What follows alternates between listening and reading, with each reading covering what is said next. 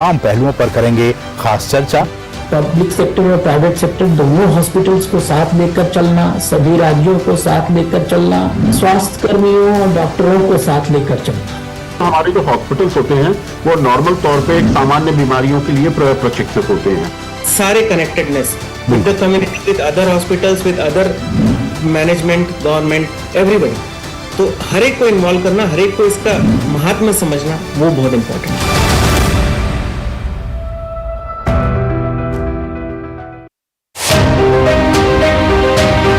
MV Ganga विलास river cruise 32 Swiss सैलानियों के साथ महानगर कोलकाता आ चुका है।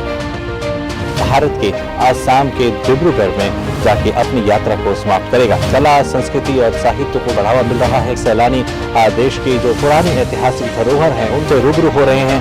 3 साल से दुकानदारी थोड़ा बढ़ता है। It's colorful, the people are friendly, so it's great. I have, look how many things I bought. It's an amazing experience you can get only in here. It's something unique and I'd like to really recommend everybody to come here.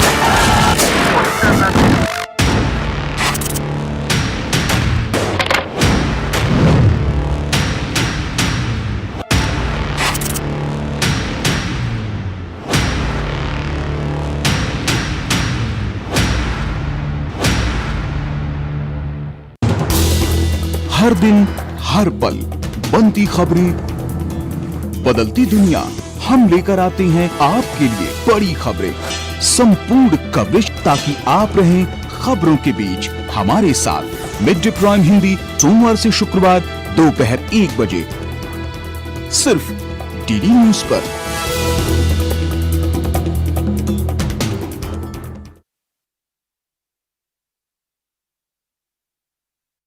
हो बुलंद लोकतंत्र की आवाज, जज्बा तमाशे का शोर नहीं, जनहित पर हो जोर, मुद्दा जो तय करता हो देश की दिशा, सवाल वही जिनसे जुड़ा हो जन सरोकार। देखिए 5 की पंचायत मेरे साथ सोमवार से शुक्रवार शाम 5 बजे सिर्फ डीडी न्यूज पर।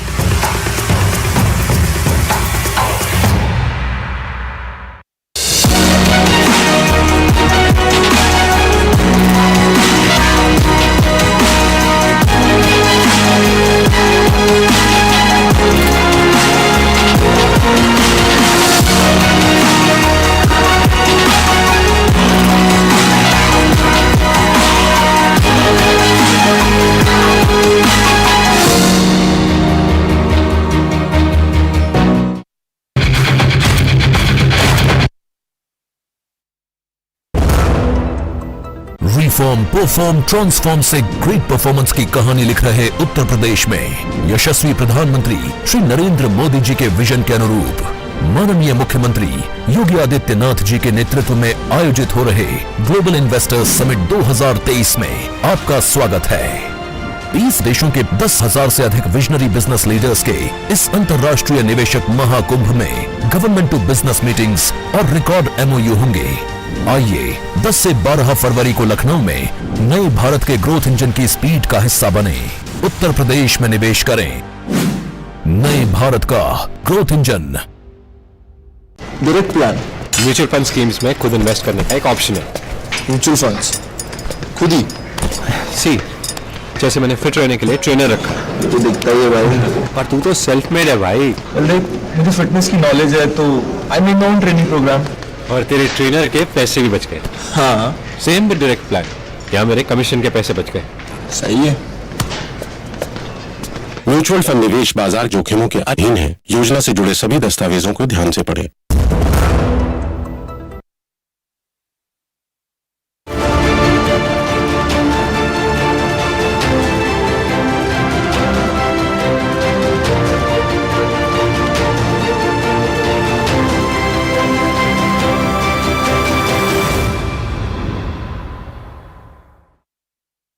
नमस्कार। आपदा का सामना के एक और विशेष अंक में आप सभी का बहुत बहुत स्वागत है। मैं हूं असीम मिश्रा। आज के अंक में हम बात करेंगे आपदा की स्थिति में हमारे अस्पतालों की तैयारियों की। जैसा कि आप जानते हैं कि आपदा के बाद बेशकीमती जान की सुरक्षा और मानव जीवन को बचाने में हमारे अस्पतालों की बहुत ही अहम भूमिका होती है। ऐसे में भारत के सभी अस्पताल संरचनात्मक और कार्यात्मक तौर पर सक्षम और मजबूत हों, ये काफी महत्वपूर्ण हो जाता है। साथ ही अस्पताल न सिर्फ बेहतर तरीके से तैयार हों, बल्कि आपदा के तुरंत बाद प्रभावित समुदाय की चिकित्सा सुविधा बिना किसी देरी के कर पाने में भी सक्षम हो। साथ ही साथ ये भी जरूरी है कि हमें इस बात पर भी ध्यान देने की जरूरत है कि अस्पताल के संचालन से जुड़े सभी जो पेशेवर पूर्णतया प्रशिक्षित हों और ऐसे कठिन वक्त में समुदाय की मदद करने के लिए वो बिल्कुल तत्पर हों। आपदा के दौरान अस्पतालों की तैयारी में उनके नियमित रखरखाव और निरीक्षण के तमाम पहलुओं को भी परखने की जरूरत होती है। तो आज के इस विशेष अंक में हम इन तमाम पहलुओं पर करेंगे खास चर्चा, और इस चर्चा में हमारे साथ 3 बहुत ही खास मेहमान जुड़ गए हैं। हमारे साथ हैं डॉक्टर कृष्ण एस वत्स, जो कि सदस्य हैं एनडीएमए से। सर, आपका बहुत बहुत स्वागत है। हमारे साथ दूसरे खास मेहमान हैं डॉक्टर सुजीत कुमार सिंह, जो कि निदेशक हैं एनसीडीसी से। सर, आपका भी बहुत बहुत स्वागत है हमारे इस कार्यक्रम में। और हमारे साथ तीसरे बहुत ही खास मेहमान हैं डॉक्टर राजेश चंदवानी जी, जो कि प्रोफेसर हैं IIM अहमदाबाद से। आप तीनों ही मेहमानों का इस बहुत ही खास कार्यक्रम में स्वागत है। शुरुआत डॉक्टर वत्स मैं आपसे करना चाहूंगा।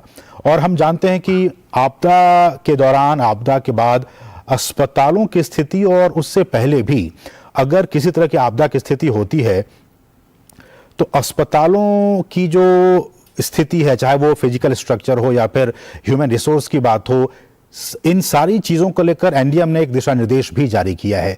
वो क्या है दिशा निर्देश? सबसे पहले इस पे आपकी हम टिप्पणी चाहेंगे। और हमारे अस्पताल आज की तारीख में पूरे भारत में कितने तैयार है किसी भी आपदा से तैयार होने के लिए? इंडिया में 2016 में इस हॉस्पिटल सेफ्टी के लिए गाइडलाइंस इशू किया है, और इस गाइडलाइंस का मुख्य उद्देश्य है कि जो भी विभिन्न तरह के खतरे हैं, आपदाएं हैं, उनसे जूझने के लिए, उनका सामना करने के लिए हॉस्पिटल्स तैयार हों। दोनों स्तर पर, स्ट्रक्चरल स्तर पर और नॉन स्ट्रक्चरल स्तर पर वो सारी चीजें मौजूद हों जिसके तहत हॉस्पिटल सातत्य के साथ अपनी सर्विसेज, अपनी सेवाएं प्रदान कर सकें जी। किसी भी तरह का डिसरप्शन ना हो। और साथ ही साथ जो हॉस्पिटल में जो पेशेंट्स हैं, हॉस्पिटल्स में जो डॉक्टर्स और स्वास्थ्य कर्मी हैं, सभी सुरक्षित हों जी। तो दिशा निर्देश जारी करने के बाद भी एनडीएमए सतत सक्रिय है कि इस दिशा निर्देश का पूरे देश में इसका अनुपालन हो, सारे हॉस्पिटल्स इसको अपनाएं, इंटरनलाइज करें, और इसके अनुपालन के लिए जो आवश्यक ट्रेनिंग की व्यवस्था है उसके लिए भी एनडीएमए ने पहल उठाया है। Thank you. Okay, doctor Sujit, हम ये भी जानते हैं कि आपदा के वक्त जिस तरह से अस्पतालों की भूमिका, जैसे कि हमने कहा भी, कि बहुत ही महत्वपूर्ण हो जाती है।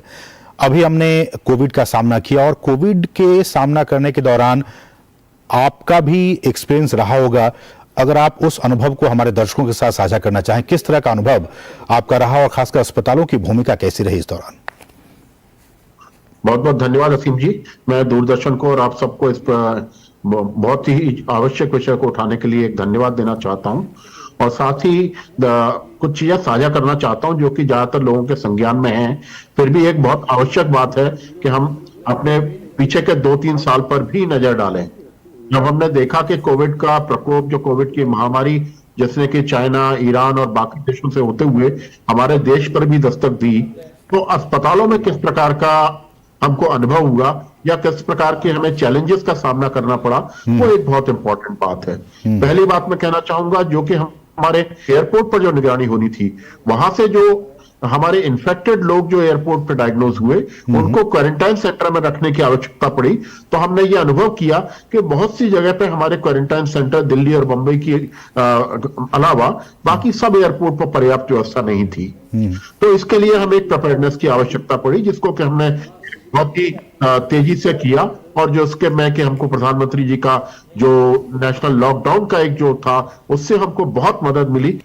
सेकंड बात मैं कहना चाहूंगा, लेबोरेटरी फैसिलिटीज का हॉस्पिटल से लिंकेज। जब इस प्रकार की महामारी आती है, डिजास्टर होता है या कोई केमिकल इमरजेंसी होती है, तो एक बहुत आवश्यक बात होता रोल होता है लेबोरेटरीज का, क्योंकि लेबोरेटरी का अगर समय पर जांच करके हमको बता दे कि ऑक्सीजन लेवल डाउन हो रहा है या हमारे पास आरटीपीसीआर टेस्ट की आवश्यकता कितनी तेजी से हमको मिल पा रही है, तो उससे हमें प्रबंधन में हॉस्पिटल के बहुत एक मदद के रूप में मिलती है। तीसरी एक इंपॉर्टेंट चीज मैं ये कहना चाहूंगा, रेफरल सिस्टम। आप सभी ने देखा होगा कि एक अस्पताल से दूसरे अस्पताल के बीच का रेफरल सिस्टम और होम क्वारंटाइन से लेके या कम्युनिटी से लेके हॉस्पिटल तक का रेफरल सिस्टम एक बहुत आवश्यक रूप से सुदृढ़ करना बहुत आवश्यक है। अगर हमारे कोई पेशेंट को जो कि क्वारंटाइन में है उसको हॉस्पिटल की आवश्यकता पड़ती है या हॉस्पिटल वाले को आईसीयू की आवश्यकता पड़ती है, तो एक रेफरल चेन का सुदृढ़ होना, एम्बुलेंस का साथ में होना एक बहुत आवश्यक होता है। आखिरी बात मैं कहना चाहूंगा कि हमारे स्टाफ को पर्याप्त ट्रेनिंग की बहुत आवश्यकता है। बजाय इसके कि जैसे हम लॉजिस्टिक्स वगैरह पर ध्यान देते हैं, ऐसे ही हमें यह भी देखना चाहिए कि हमारे जो पैरामेडिकल वर्कर्स हैं या जो सिस्टर्स हैं, जो नर्सेज हैं और जो डॉक्टर्स हैं, जो चिकित्सा में इसके लिए हमने या तो अपने अस्पताल से या किसी और अस्पताल से लिए हैं, उसमें भी दक्षता प्रॉपर रूप से दी गई है उन्हें। तो ये कुछ मुख्य बिंदु है जो मैं अभी साझा करना चाहूंगा, जिनमें कि हमने समय समय पर काम किया। और आप सभी ने देखा होगा कि कोविड के प्रकोप में किस तत्परता से हॉस्पिटल पूरे इंफ्रास्ट्रक्चर को एक प्रोएक्टिव रूप से तैयार किया गया। बिल्कुल। डॉक्टर राजेश, सवाल ये भी है कि जब हम इस तरह की आपदाओं का सामना करते हैं, चाहे वो कोविड हो या फिर अर्थक्वेक्स हो, कहीं आग लग जाती है, आज की तारीख में भारत में जितने भी इस तरह के अस्पताल हैं वो स्ट्रक्चरली कितने सक्षम हैं, कितने मजबूत हैं, और दूसरी बात कि अभी भी क्या लगता है कि किस तरह के चुनौतियां हमारे अस्पतालों के सामने है जिसको कि दूर करना बहुत जरूरी है? आपने बहुत ही एक महत्वपूर्ण मुद्दा उठाया कि हॉस्पिटल से हम एक्सपेक्ट करते हैं कि ये डिजास्टर में हमारी मदद करेगा, बट कभी कभी बिकॉज ऑफ अगर स्ट्रक्चरली वीक होगा या स्ट्रक्चरली प्रॉपरली डिजाइन नहीं होगा या उसमें सिस्टम्स बराबर से नहीं डेवलप किए होंगे, तो हॉस्पिटल खुद अफेक्ट हो जाता है डिजास्टर से। तो शिकारी खुद शिकार हो जाता है, इस टाइप की व्यवस्था हो जाती है। हम एक्सपेक्ट करते हैं कि हॉस्पिटल खुद प्रिपेयर्ड रहे, और इसके लिए सबसे मोस्ट इंपॉर्टेंट चीज जो हमने चैलेंज देखा और उसके हिसाब से जो हमने एनडीएमए के साथ जो ट्रेनिंग प्रोग्राम हमने डिजाइन किया, उसमें जो एक मेजर चैलेंज था वो एक होता है महात्म्य। अगर हम किसी चीज को करेंगे तो पहले उसका इंपॉर्टेंस समझना होता है, महात्म्य समझना होता है। तो जो टॉप मैनेजमेंट है उसको इस चीज की जानकारी होना कि क्यों हमारे लिए एक स्ट्रक्चरली स्ट्रांग और सिस्टमैटिकली स्ट्रांग हॉस्पिटल चाहिए, वो क्यों इंपॉर्टेंट है, वो बहुत ज्यादा जरूरी होता है। तो टॉप मैनेजमेंट से स्टार्ट होता है समझना कि हमको ये हॉस्पिटल को डिजास्टर प्रूफ बनाना है, डिजास्टर्स में बहुत ही रेजिलिएंट बनाना है, ताकि हम तुरंत डैमेज कम से कम हो और काम जल्दी से जल्दी शुरू कर सकें। और उसके लिए हमने ये देखा कि ये नेचुरल टेंडेंसी होती है, कोई चीज बहुत रेयर होती है, 10 वर्षों में एक बार होगी, तो हम उसके लिए ज्यादा प्रिपेयर्ड नहीं होते। तो टॉप मैनेजमेंट को ये संज्ञान देना कि हमें इसके लिए बहुत जरूरी है और महात्म्य पैदा करना, वो एक हमने देखा कि एक मेजर इशू था, और ट्रेनिंग प्रोग्राम में इसको बहुत हमने इंपॉर्टेंस दिया है कि टॉप मैनेजमेंट को इसका महात्म्य पता चले। ऐसे बहुत सारी और चीजें हैं। वक्त हो गया एक छोटे से ब्रेक का, लेकिन ब्रेक पर जाने से पहले एक बहुत ही महत्वपूर्ण सूचना आपको देनी है। सूचना ये कि आपदा जोखिम न्यूनीकरण पर जो तीसरा सत्र है, जो कि काफी महत्वपूर्ण सत्र है, वो 10 और 11 मार्च 2023 को नई दिल्ली स्थित जो विज्ञान भवन है उसमें होना निर्धारित है। और उस सत्र का जो विषय होगा वो भी बहुत ही महत्वपूर्ण है। सत्र का विषय होगा जलवायु परिवर्तन में स्थानीय प्रतिरोध क्षमता का निर्माण। और साथ ही साथ मुख्य कार्यक्रम से पहले अगर हम बात करें, देश भर में जो आपदा से जुड़े विभिन्न विषयों पर लगभग 17 उप कार्यक्रम आयोजित किए जा रहे हैं। और इस विषय से संबंधित आगे जो भी अपडेट्स होगा उसके लिए आप हमारा चैनल डीडी न्यूज देखते रहिए। फिलहाल रुकेंगे छोटे से ब्रेक के लिए, आप देखते रहिए DD news.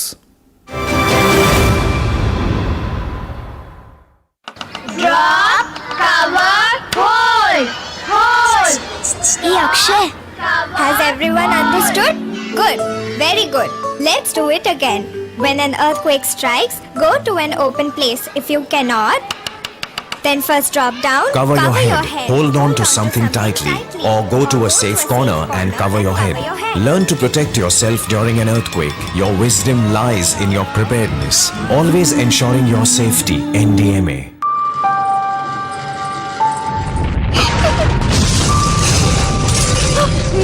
Munni, where are you? Munni!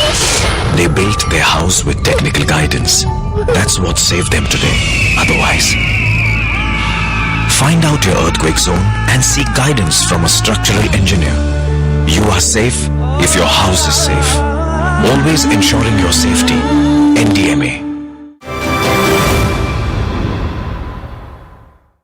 और ब्रेक के बाद आपका फिर से स्वागत है। आप देख रहे हैं आपदा का सामना, और आपदा के सामना में आज हम बात कर रहे हैं कि आपदा के दौरान हमारे जो अस्पताल हैं, जो हॉस्पिटल्स हैं, वो कितने तैयार होने चाहिए। हमारे साथ 3 खास मेहमान जुड़े हुए हैं। डॉक्टर वत्स, हम आपसे जानना चाहेंगे अगला सवाल में कि जिस तरह हम बात करते हैं कि अस्पताल किस तरह से तैयार होने चाहिए, उनमें जो क्षमताओं का निर्माण है वो कैसा होना चाहिए।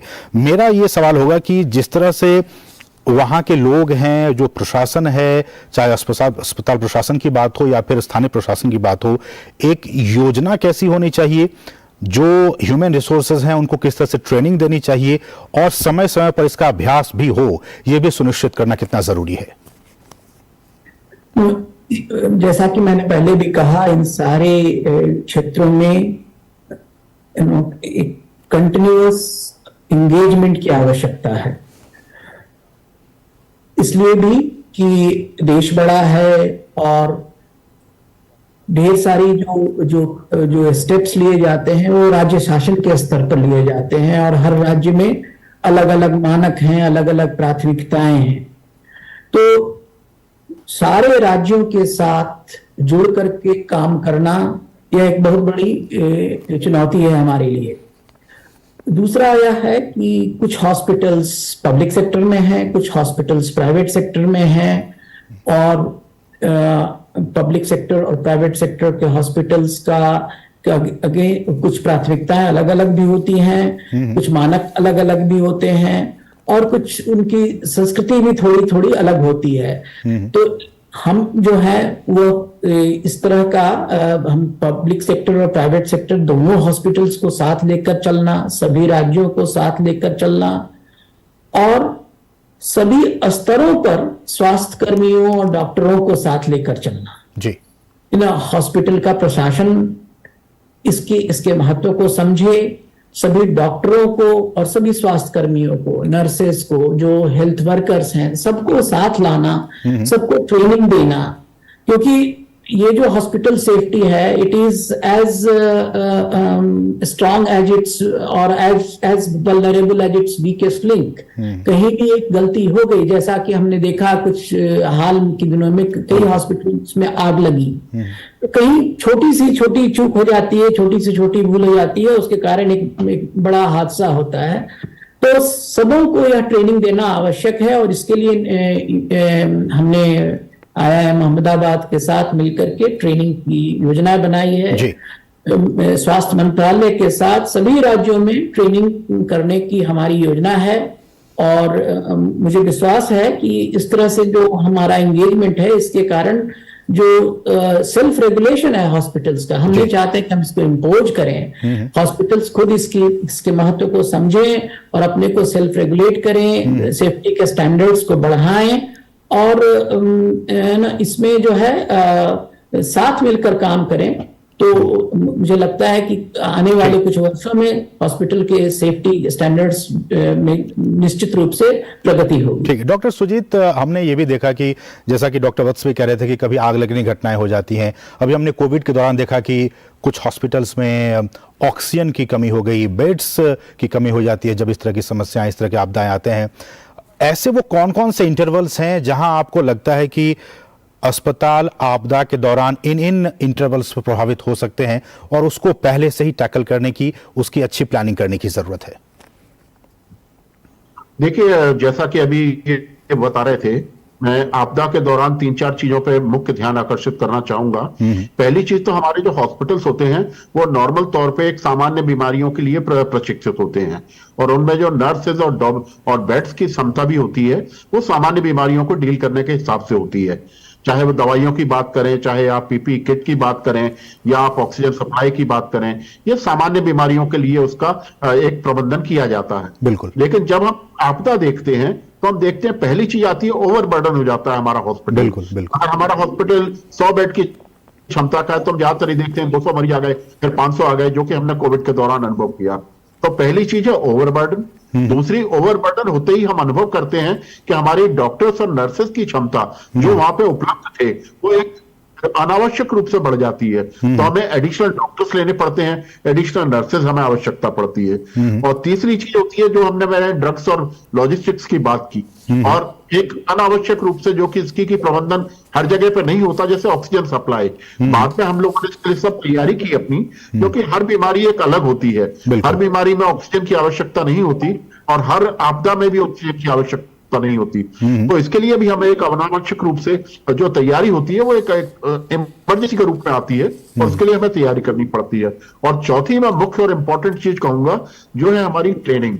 अगर हमारे पास ऑक्सीजन सप्लाई है, वेंटिलेटर्स हैं, और वेंटिलेटर के ऊपर प्रशिक्षित नर्सेज और डॉक्टर्स नहीं है, तो हमारे वेंटिलेटर अपनी उपयोगिता से सामना नहीं कर पाते। जैसा कि हमने देखा कोविड के दौरान वेंटिलेटर्स की सप्लाई की गई तुरंत, ऑक्सीजन प्लांट्स बनाए गए तुरंत। तो ये सब चीजें जो है एक हमें ये इसकी ओर इशारा करती हैं कि पहली चीज हमारी प्लानिंग प्रॉपर होनी चाहिए, दूसरी ट्रेनिंग प्रॉपर होना चाहिए, और तीसरी चीज हमारी ड्रिल जो समय समय पर हम ये देखते रहे कि हमारे पूरे जो हमारी क्षमता है या जो इमरजेंसी प्रिपेयर्डनेस प्लान है एपिडेमिक्स के लिए या आउटब्रेक्स के लिए, वो पूरी क्षमता से कार्य कर रहा है कि नहीं कर रहा। ये हमने कोविड के दौरान समय समय पर इसकी टेस्टिंग की है और पाया है कि इसमें हमें जो सुधार की आवश्यकता जब लगी है, तो अगर पहले हम कर लेते हैं तो हम आपदा को डील करने के लिए ज्यादा अच्छी तरह से अपने आप को प्रिपेयर कर सकते हैं। ठीक है, लेकिन डॉक्टर राजेश, हमने ये देखा है कि इस तरह के आपदा के दौरान जो लोकल कम्युनिटी होती है, जो स्थानीय समुदाय होते हैं, जो आम लोग होते हैं, स्वयंसेवक होते हैं, उनका भी रोल काफी महत्वपूर्ण हो जाता है, उनकी जिम्मेदारी भी काफी होती है, वो भी इस बात को समझते हैं और जानते हैं। ऐसे में आपका क्या अनुभव है, आप क्या कहना चाहेंगे कि लोकल कम्युनिटी को भी जिस तरह से ट्रेनिंग अस्पताल प्रशासन, वहां के लोगों को, वहां के एम्प्लॉय को दिया जाना चाहिए, क्या उसी लेवल की ट्रेनिंग स्थानीय समुदाय, आसपास के जो लोग हैं, जो स्वयंसेवक हैं, उनको भी देने की जरूरत है? आई थिंक बहुत इंपॉर्टेंट बात आपने बोली कि हॉस्पिटल, जैसे डॉक्टर सुजीत बता रहे थे, अचानक से उसकी रिक्वायरमेंट 200 बेड की हो जाएगी, तो क्या हम 200 बेड का हॉस्पिटल बनाएंगे? हमें जरूरत नहीं है वो बनाने की। लेकिन हॉस्पिटल एक एम्बेडेड एंटिटी है। सो एम्बेडेड एंटिटी मतलब हॉस्पिटल कम्युनिटी में, दूसरे हॉस्पिटल्स के पास, और दूसरे जैसे एयरपोर्ट के पास, सिविल जो इंफ्रास्ट्रक्चर होते हैं उसके पास है। तो हमें ये प्रिपेयर्ड रहना है कि इन सब चीजों को यूज करके हम कैसे आपदा के टाइम पे रिस्पॉन्ड कर सकें। तो उसके लिए लोकल कम्युनिटी का क्या रोल होना चाहिए? उसको जरूरी नहीं चाहिए उनको वेंटिलेटर चलाना आना चाहिए, बट अगर सपोज हमें ट्रांसपोर्ट, रिपोर्टिंग या फैसिलिटी का मैनेज करने में उनकी हेल्प अगर जरूरत पड़े तो ले लेंगे। और दूसरा, उनको उन चीज के लिए प्रिपेयर करना चाहिए जो फर्स्ट एड टाइप की चीजें होती हैं। तो जैसे अभी आपने बताया था कि पहाड़ों पर कम्युनिटी के साथ मिलके ही काम करना पड़ेगा, बिकॉज सडनली आप वहां पे मैन पावर नहीं इकट्ठा कर पाएंगे, तो वहां का जो लोकल समुदाय है उसके साथ मिलके ही काम करना पड़ेगा। तो सबसे इंपॉर्टेंट चीज होती है हॉस्पिटल को एज एन एम्बेडेड एंटिटी समझना। हॉस्पिटल अकेला आइसोलेटेड नहीं है, बिल्कुल बिल्कुल, वो एक समुदाय में और एक परिप्रेक्ष्य में उपलब्ध है। और फिलहाल वक्त हो गया एक और छोटे से ब्रेक का, लेकिन ब्रेक पर जाने से पहले एक बहुत ही महत्वपूर्ण सूचना आपको देनी है, और उस सूचना ये कि आपदा जोखिम न्यूनीकरण पर जो तीसरा सत्र है वो 10 और 11 मार्च 2023 को नई दिल्ली के विज्ञान भवन में आयोजित होना निर्धारित है। और इस सत्र का जो विषय होगा वो बहुत ही महत्वपूर्ण है, ध्यान से सुनिएगा। जो सत्र का विषय है वो होगा जलवायु परिवर्तन में स्थानीय प्रतिरोध क्षमता का निर्माण।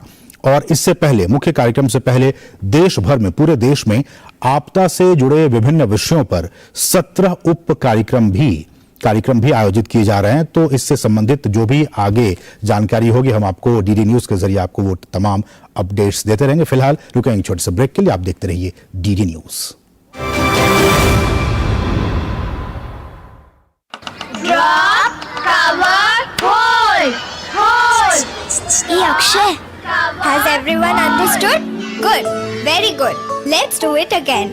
When an earthquake strikes, go to an open place. If you cannot, then first drop down, Cover your head. Hold on to something tightly or go to a safe corner and cover your head. Learn to protect yourself during an earthquake. Your wisdom lies in your preparedness. Always ensuring your safety. NDMA.